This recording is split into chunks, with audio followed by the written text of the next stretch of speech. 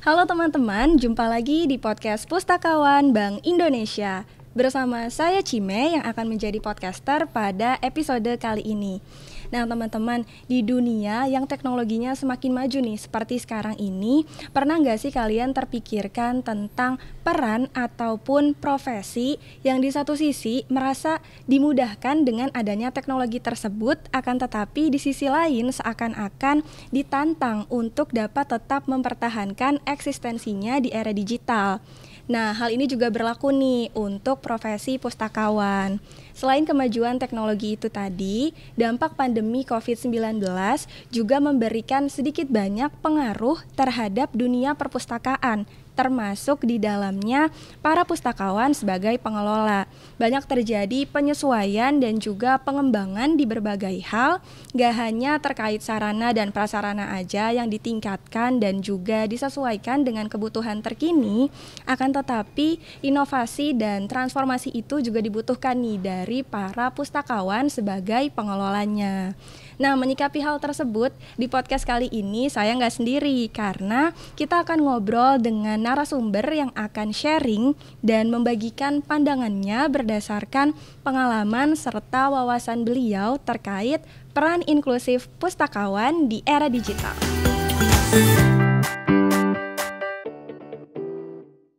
Oke, sudah hadir bersama kita Bapak Shidik Aditya Rahman atau yang akrab disapa dengan Bapak Shidik. Halo Pak Shidik. Halo. Oke, Bapak Shidik merupakan pelaksana tugas atau PLT Kepala Divisi Perpustakaan Public Exposure dan Manajemen Intern di Bank Indonesia Institute. Betul ya Pak? Betul. Nah, sebelum kita membahas lebih lanjut nih Pak tentang topik yang akan dibahas pada episode kali ini, pasti teman-teman di sini termasuk saya sendiri nih Pak, kita kepo nih Pak dan mau tahu sebetulnya apa aja sih perubahan yang terjadi pada profesi pustakawan di era digital, terutama di perpustakaan Bank Indonesia. Baik, jadi sebelum saya menjawab pertanyaannya Cime, mungkin pertama-tama saya menjelaskan dulu prinsip dasar dalam hal amanah dalam pengelolaan perpustakaan Bank Indonesia. Jadi sesuai dengan klasifikasi yang ditetapkan oleh Perpustakaan Nasional selaku lembaga induk perpustakaan di seluruh Indonesia, perpustakaan Bank Indonesia itu digolongkan atau diklasifikasikan sebagai yang namanya perpustakaan khusus. Ya, perpustakaan khusus perpustakaan khusus itu nature-nya sesuai dengan ketentuan. Perpustakaan Bank Indonesia itu wajib atau berpedoman kepada visi dan arah strategis Bank Indonesia. Nah, di sisi lain, kalau kita melihat kondisi ekonomi di dunia saat ini, terutama khususnya di Indonesia, kondisi ini telah menyebabkan adanya shifting atau pergeseran visi dan arah strategis BI itu sendiri. Di podcast sebelumnya kalau nggak salah terkait Undang-Undang P2SK, yang baru terbit, itu BI perlu mempersiapkan segala sesuatunya, berbagai hal untuk memperkuat sinergi dan kolaborasi dengan kementerian maupun lembaga terkait, khususnya dalam hal persiapan SDM dalam menghadapi era digital.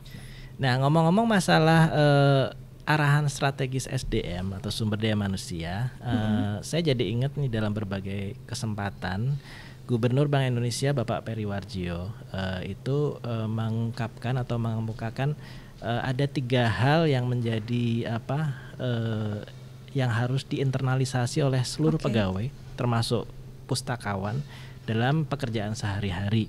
Nah, yang pertama adalah konsistensi, yang kedua adalah inovasi, dan yang ketiga adalah sinergi. 3 hal itu wajib dilakukan oleh seluruh pegawai termasuk kita pustakawan. Nah, menariknya secara paralel sejak tahun lalu dalam berbagai forum itu Kepala Perpusnas Perpustakaan Nasional Republik Indonesia Bapak Syarif Bando juga mengemukakan 3 wawasan atau insight-nya terkait pergeseran peran perpustakaan di era digital yang saat ini bergeser porsinya. Maksudnya porsinya adalah gini. Yang pertama, pengelolaan koleksi itu yang tadinya mendominasi peran pustakawan, itu sekarang peranannya menjadi mengecil, jadi 10% dari peran pustakawan keseluruhannya. Sementara knowledge management yang kedua, peran pustakawan yang kedua itu meningkat menjadi 20%. Dan yang paling besar itu justru peran pustakawan di ranah transfer knowledge yang ketiga.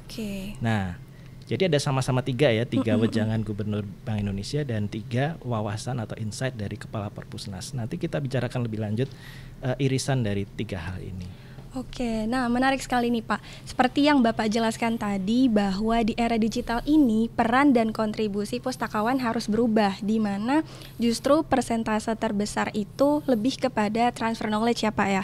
Kemudian knowledge management, dan yang terakhir adalah pengelolaan koleksi. Nah, menurut pandangan Bapak, bagaimana sih Pak Bapak melihat perubahan tersebut jika kita kaitkan dengan kondisi yang ada sekarang ini dan juga kondisi di institusi kita ya Pak, yaitu Bank Indonesia. Mungkin bisa dijelaskan lebih lanjut Pak terkait hal tersebut? Oke, jadi 3 hal yang dipaparkan oleh Kepala Perpusnas tadi, ada pengelolaan koleksi, ada knowledge management, ada transfer knowledge. Itu saya ibaratkan sebagai gunung es atau iceberg di laut. Jadi gunung es itu kalau di laut itu kan hanya kelihatan puncaknya sedikit, tapi sebenarnya di dalam itu dia besar sekali, itu masif sekali gunung esnya.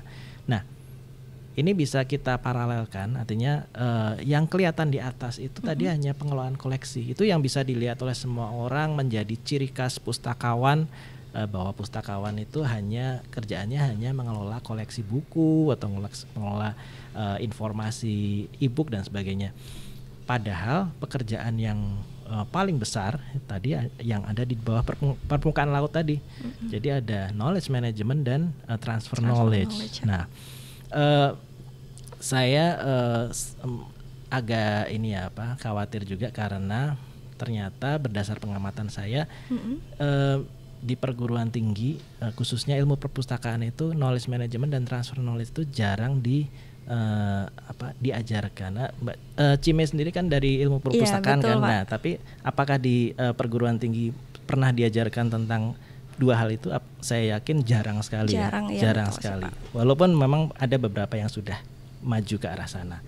Nah, mudah-mudahan ke depan ini dengan adanya wawasan atau insight dari Kepala Perpusnas itu jurusan ilmu perpustakaan juga akan mengembangkan kurikulumnya ke arah sana. Sekarang kita bicara satu-satu ya tentang pengelolaan koleksi. Nah, tadi pertanyaan Cime, apa dampak dari perubahan itu? Nah, pertama dampaknya untuk pengelolaan koleksi itu harus menjadi suatu hal yang refleks bagi pustakawan. Jadi seperti halnya bernafas itu kita refleks. Nah, dalam hal pengelolaan koleksi juga seperti itu, harus fasih, harus sudah wajar dilakukan dan harus selesai.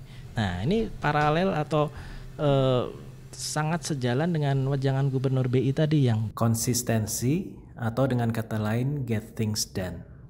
Nah, itu Perpustakaan Nasional sendiri sudah memberikan pedoman untuk melaksanakan hal ini, yaitu berupa Standar Nasional Perpustakaan atau SNP. Ya, Pak. Nah, kemudian diterjemahkan lagi menjadi yang namanya penilaian akreditasi kan gitu. Sebagai informasi nih Cime, jadi Perpustakaan BI itu sekarang sudah ada di 44 wilayah seluruh Indonesia.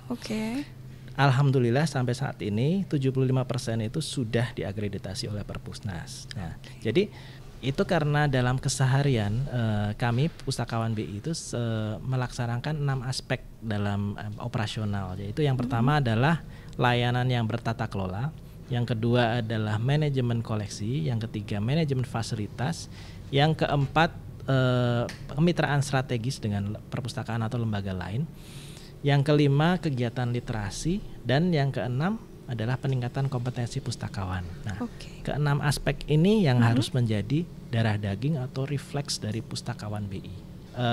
Lanjut ke knowledge management ya. Jadi tadi di peran yang kedua knowledge management itu menjadi mengemuka sekarang ini di era pasca pandemi. Nah, sebenarnya definisi dari knowledge management sendiri ada macam-macam, yang teorinya ada atau pakarnya ada Nonaka, Davenport, Prusak. Dari Indonesia sendiri ada Profesor Jan Hidayat, Profesor Suhal dan sebagainya. Itu memiliki definisi masing-masing.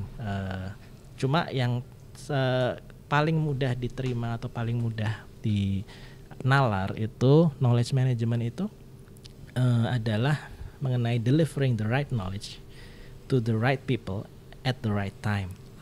Rasanya itu bisa dimengerti semua pihak ya. Nah, knowledge management sendiri sebenarnya bisa applicable ke berbagai macam aspek kehidupan, aspek pekerjaan. Mungkin saya bicara di sini khusus untuk perpustakaan ya. Jadi untuk membangun knowledge management di perpustakaan, koleksi yang kita miliki atau informasi yang kita miliki seperti yang ada di perpustakaan BI ini harus bisa diolah oleh pustakawan menjadi pengetahuan organisasi. Pengetahuan organisasi itu maksudnya secara mudah itu menjadi otaknya organisasi, alat yang digunakan untuk pengambilan keputusan. Jadi untuk memungkinkan hal tersebut, perpustakaan perlu berperan dalam 4 hal. Yaitu yang pertama adalah dalam hal reproduksi kreativitas atau pembelajaran. Yang kedua memungkinkan sinergi pengetahuan atau kombinasi. Yang ketiga mendorong interaksi antar stakeholders atau pengguna perpustakaan. Dan yang keempat adalah mendorong atau meningkatkan budaya riset. Nah, itu 4 hal itu yang bisa membangun sebuah perpustakaan menjadi knowledge management yang tadi sebagai otak dari organisasi. Nah, saya nggak akan berbicara lebih lanjut tentang 4 hal ini karena sebenarnya ini bisa dibaca di buku yang judulnya Menavigasi di Tengah Ketidakpastian. Ini saya kebetulan ada di sini bukunya.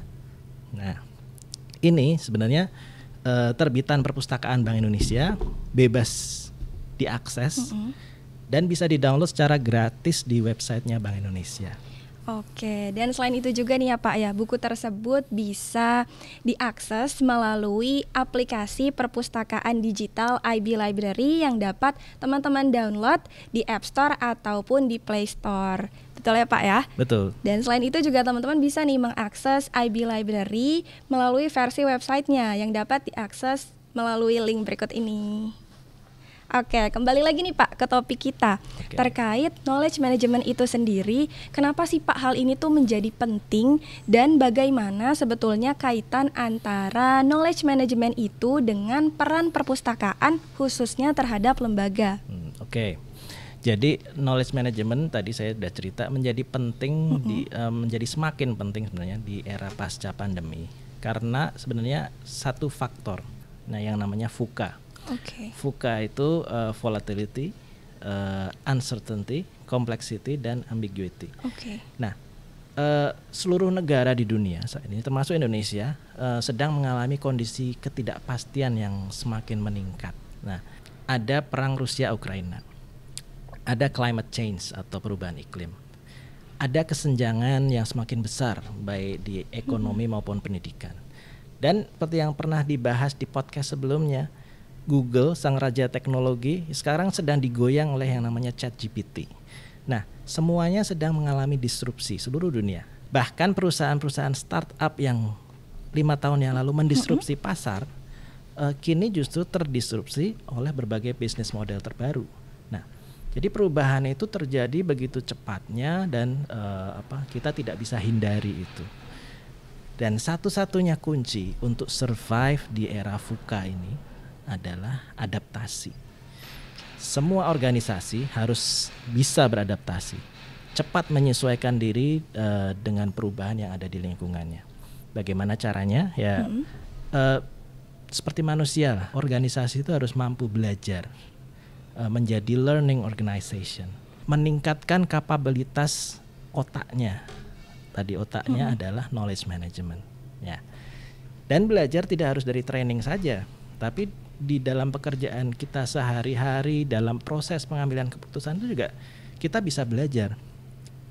Sangat wajar jika terjadi kesalahan, tapi yang paling penting adalah bagaimana kita melakukan corrective action untuk memperbaiki kesalahan itu. Nah, jadi menurut saya disinilah peran perpustakaan yang sebagai repositori organisasi yang menjadi penting.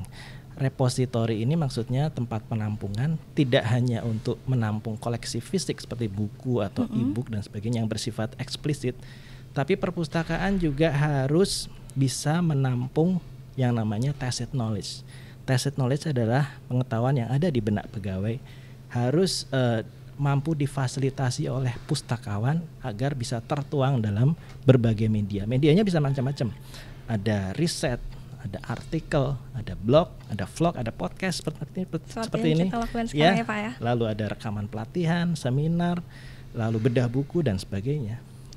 Oke, nah tadi kan kaitannya dengan perpustakaannya nih ya Pak ya. Kalau sekarang, kalau kita melihat hal ini jika dikaitkan dengan pustakawannya nih Pak. Kemudian tadi juga Bapak sempat singgung soal transfer knowledge. Nah gimana sih Pak sebetulnya peran pustakawan terhadap transfer knowledge tersebut? Mungkin ada cara-caranya atau hal-hal yang bisa dibagikan nih Pak ke teman-teman yang lagi menonton. Ya baik, jadi sebelum menjawab pertanyaan itu mungkin saya lanjutkan dikit terkait knowledge management tadi. Jadi tadi kan saya bilang bahwa semua pengetahuan yang eksplisit dan tacit itu harus disimpan dan didokumentasikan oleh pustakawan. Ya. Bahkan saya pernah dengar dari salah satu pakar IT Indonesia, Profesor Eko Indrajit, bahwa sebenarnya rekaman dari meeting-meeting online, baik itu Zoom, Teams, Google Meet dan sebagainya, itu harusnya disimpan di perpustakaan karena di situ juga tersimpan berbagai tacit knowledge yang sifatnya krusial gitu. Jadi semuanya bisa disimpan di dalam perpustakaan. Tapi kalau hanya disimpan saja ya jadi sia-sia saja. Artinya gini, yang paling penting pengetahuan itu harus bisa diakses oleh penggunanya kapanpun dia butuhkan. Nah, itu jadi searah atau sejalan dengan wejangan GBI atau Gubernur Bank Indonesia yang kedua.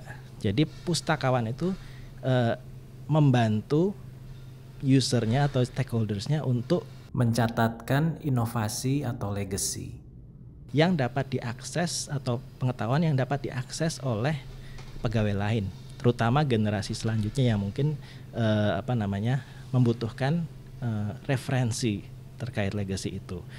Jadi tidak hanya tersimpan di tumpukan dokumen atau arsip saja, bahkan jangan sampai hilang begitu saja. Nah, terus apa hubungannya dengan organisasi yang belajar?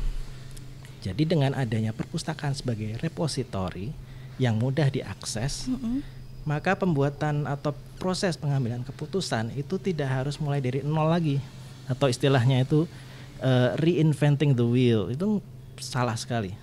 Jadi segala sesuatu sudah ada yang pernah memikirkannya. Dan pengambil keputusan itu hanya tinggal memodifikasi atau mengkombinasi mix and match antara pengetahuan yang sudah tersimpan itu sehingga memunculkan pengetahuan baru atau inovasi. Nah, itu yang paling penting di situ. Nah, sekarang masuk ke pertanyaannya Cime. Jadi itu yang mendasari porsi atau peran pustakawan yang paling besar, yaitu nomor 3 tadi, transfer pengetahuan atau transfer knowledge. Nah, ini kebetulan juga paralel sekali dengan wejangannya Gubernur Bank Indonesia terkait sinergi. Nah, jadi setelah melakukan akuisisi pengetahuan berupa koleksi, pengetahuan eksplisit, tacit dan sebagainya, maka pustakawan memiliki peran penting untuk menggerakkan siklus atau men-sharingkan kembali pengetahuan itu ke stakeholders. Nah, caranya gimana? Caranya di era digital ini perpustakaan harus bisa menjadi istilahnya library without wall, atau atau pustakawan itu tidak bisa bergerak hanya di dalam lingkungan ruang perpustakaan saja. Nah, terus yang kedua, Center of Literacy. Center of Literacy di era digital bukan lagi ruang perpustakaan atau gedung perpustakaan yang megah, tapi justru di pustakawannya. Jadi semua pustakawan harus bisa menjadi Center of Literacy. Konsekuensinya apa? Konsekuensinya semua pustakawan harus menguasai alat-alat untuk bisa mendeliver pengetahuan ke stakeholdersnya. Baik itu berupa tools atau teknologi pencari informasi atau ChatGPT dan sebagainya, semua harus bisa dikuasai oleh pustakawan sehingga apa yang dibutuhkan oleh stakeholders itu bisa dideliver. Gitu. Lalu yang ketiga, Ini yang paling penting. Pustakawan harus bisa menjadi pemicu atau katalisator ide-ide baru dan inovasi oleh si penggunanya atau pemustaka. Nah, caranya gimana? Ya, kita gunakan semua aset yang kita punya untuk mendeliver pengetahuan yang dia butuhkan, lalu kita menawarkan solusi dengan A plus B, Anda bisa melakukan C, misalnya seperti itu. Oke. Nah, setelah ide baru itu muncul dari pemustaka, stakeholders, lalu disimpan kembali ke perpustakaan, kan gitu. Jadi siklus itu berjalan terus, muter terus, sehingga nggak pernah berhenti, sehingga otak organisasi pun akhirnya menjadi semakin berkembang. Oke. Gitu ya. Nah, itu juga yang didorong oleh Perpusnas yang diistilahkan sebagai inklusi sosial. Nah, inklusi sosial itu artinya melibatkan stakeholders untuk berkontribusi mengembangkan pengetahuan organisasi. Namun di sisi lain, pustakawan harus bisa menawarkan solusi dan pengetahuan yang relevan untuk meningkatkan kesejahteraan maupun kualitas pekerjaannya sehari-hari. Nah, ada satu quote sebenarnya yang dari saya ingat dari tokoh knowledge management ya, namanya Larry Prusak. Jadi dia bilang gini, if you have $1 to invest on knowledge management, put 1 cent into information management, and 99 cents into human interaction. Jadi knowledge management itu menurut dia 1% merupakan manajemen informasi dan 99% lainnya adalah interaksi dari manusia. Gitu. Oke, menarik banget nih Pak. Jadi sampai di sini semakin paham nih ya teman-teman bahwa peran perpustakaan serta pustakawannya itu cukup krusial terhadap lembaga ya Pak ya. Betul. Nah sekarang yang menjadi tanda tanyanya nih Pak, tanda tanyanya adalah gimana sih perpustakaan Bank Indonesia menyikapi perubahan dan juga pergeseran peran pustakawan tadi. Bisa dibilang mungkin apa ya Pak, sebagai kiat-kiat atau semacam gebrakan apa sih Pak yang dilakukan oleh Bank Indonesia untuk terwujudnya peran serta fungsi perpustakaan tadi? Oke, sebenarnya di Bank Indonesia kita punya yang namanya program Best Talent. Nah, program Best Talent itu merupakan bagian dari program budaya kerja yang diampu oleh Departemen Sumber Daya Manusia. Oke. Jadi tujuannya apa? Program Best Talent itu bukan seperti apa ya, Indonesian Idol atau America's Got Talent atau Indonesia Got Talent, bukan seperti itu. Tapi pertama tujuannya adalah mengidentifikasi pegawai yang telah melakukan pekerjaannya dengan sangat baik, namun juga memiliki tacit knowledge tadi yang membuat karakternya unggul dibanding pegawai lain dengan skop pekerjaan yang sama. Ya, yang itu tujuan utamanya. Namun tidak cuma itu aja, karena tujuan kedua dari Best Talent itu harus bisa ditularkan dengan melakukan transfer knowledge tadi kepada pegawai lain, sehingga apa? Sehingga membentuk Best Talent generasi berikutnya, terus ditularkan sehingga Best Talent itu bukan hanya 1-2 orang yang kalau istilah bahasa Jawa cerji itu dicecer. Apa tuh Pak? Cecer siji, hanya 1 orang itu yang disuruh macam-macam. Tapi dia harus bisa menularkan bakatnya itu ke pegawai lainnya. Nah, ada banyak kategori Best Talent di BI yang mencakup atau dengan skop pekerjaan tertentu yang memang membutuhkan Best Talent. Misalnya protokol terbaik, lalu misalnya ada pembuat model ekonomi terbaik. Nah, di antara best talent itu ada yang namanya Best Talent pustakawan terbaik. Nah, kenapa pustakawan? Bukan perpustakaan terbaik. Karena perpustakaan terbaik itu sudah ada proses penilaiannya sendiri yang tadi kita sebut sebagai akreditasi. Dengan demikian dan akreditasi tadi termasuk dalam tadi 10% tadi kan, 10% yang sudah harus get things done itu ya Pak ya. Jadi yang dinilai dalam Best Talent ini adalah 2 yang lainnya, yaitu knowledge management dan transfer knowledge. Nah, medianya apa? Medianya kita punya yang namanya knowledge management system yang dinamakan LIMAS Nusantara. Nah, Di Mas Nusantara ini sebenarnya sudah dimanfaatkan oleh Pustakawan BI sejak tahun 2017. Nah, di situ Pustakawan BI itu bisa berbagi pengetahuan, berbagi koleksi atau berbagi artikel, blog dan kreativitas lainnya. Nah, sehingga bisa diakses atau dimanfaatkan oleh pustakawan-pustakawan lainnya. Nah, dari berbagai sharing itu akan kelihatan apa peran pustakawan dalam mendukung transfer knowledge, apa peran pustakawan dalam mengembangkan atau meningkatkan kapabilitas knowledge management sendiri, dan itu menjadi objek penilaian dari best talent pustakawan itu. Nah, semakin aktif mereka, maka nilainya juga semakin tinggi seperti itu. Apalagi kalau ditunjang dengan ide-ide kreatif atau inovasi, nah itu nilainya akan ada porsinya lebih tinggi lagi. Dan berdasar hasil penilaian itu, best talent itu akan diberikan apresiasi langsung oleh anggota Dewan Gubernur di akhir tahun. Nah itu jadi penghargaannya itu bukan main-main, langsung dari top management. Dan itu akan berlangsung setiap tahun ya, artinya sehingga pustakawan generasi berikutnya itu bisa belajar dari yang pernah dilakukan oleh pustakawan-pustakawan sebelumnya di satu tempat, yaitu LIMAS tadi. Sehingga dengan belajar itu diharapkan memunculkan kreativitas dan inovasi baru untuk perpustakaan ke depan. Jadi siklus pengetahuannya juga terus mengalir, terus berputar. Seperti itu. Wah, ternyata gitu ya teman-teman.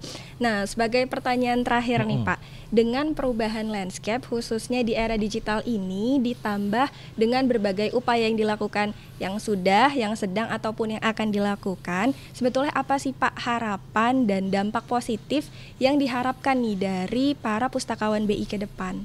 Oke, jadi mungkin saya sekalian sedikit menyimpulkan ya. Jadi karena kita semua sudah memasuki era digital, lalu kondisi dunia sedang gonjang-ganjing karena pasca pandemi.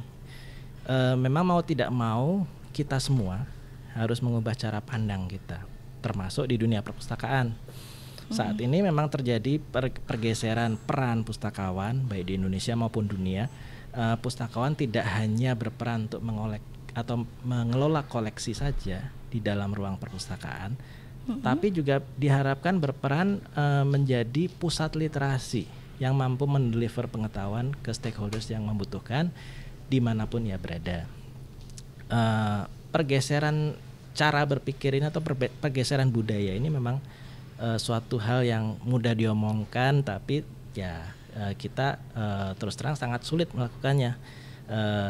Tapi saya bisa mengatakan bahwa perubahan ini sudah terjadi di Bank Indonesia dan kami harapkan bisa terus terjadi ke depan, dan ditambah dengan upaya memberdayakan pustakawannya, bagaimana memunculkan potensi atau bakat talent dari pustakawan tadi,